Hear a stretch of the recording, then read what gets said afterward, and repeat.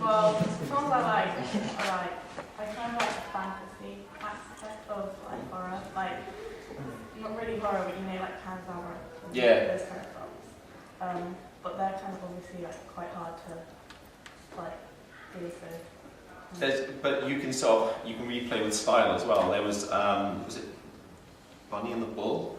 All the guys who did Mighty Boosh.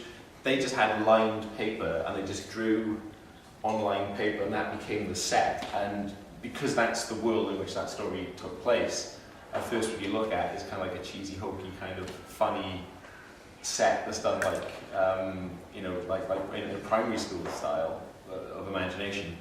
It works, and before long you find yourself really getting into that world and really believing the things that those characters worry and care about. Scott Pilgrim's another good example. I don't know if you guys have seen the Scott Pilgrim movie, but with all the sort of, they had this sort of thwack and all the sort of punch sound effects come up in this really stylish way. There's another scene where he's really sad and he's just bashing his head against a lamppost.